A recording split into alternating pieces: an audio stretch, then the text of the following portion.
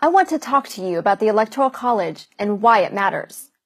All right, I know this doesn't sound like the most sensational topic of the day, but stay with me because I promise you it's one of the most important. To explain why requires a very brief civics review. The President and Vice President of the United States are not chosen by a nationwide popular vote of the American people. Rather, they are chosen by 538 electors. This process is spelled out in the United States Constitution.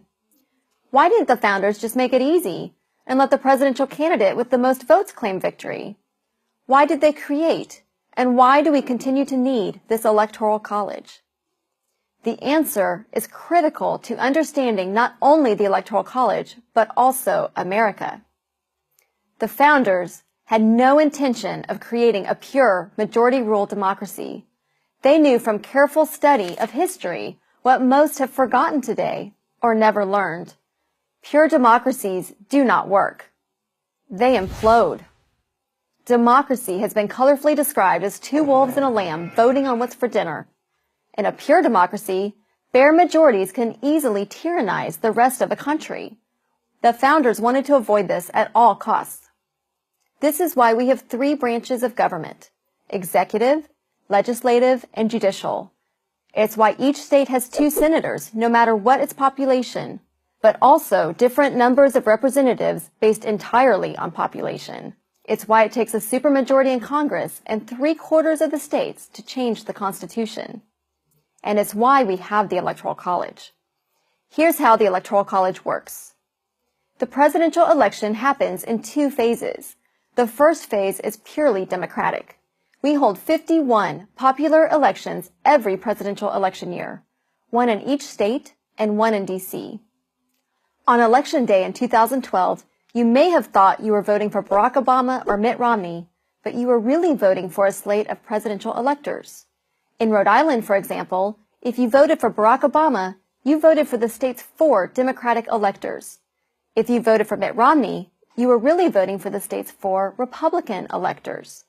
Part 2 of the election is held in December, and it is this December election among the state's 538 electors, not the November election, which officially determines the identity of the next president. At least 270 votes are needed to win. Why is this so important? Because the system encourages coalition building and national campaigning. In order to win, a candidate must have the support of many different types of voters from various parts of the country. Winning only the South or the Midwest is not good enough. You cannot win 270 electoral votes if only one part of the country is supporting you. But if winning were only about getting the most votes, a candidate might concentrate all of his efforts in the biggest cities or the biggest states. Why would that candidate care about what people in West Virginia or Iowa or Montana think? But you might ask, isn't the election really only about the so-called swing states? Actually, no. If nothing else, safe and swing states are constantly changing. California voted safely Republican as recently as 1988. Texas used to vote Democrat. Neither New Hampshire nor Virginia used to be swing states. Most people think that George W. Bush won the 2000 election because of Florida.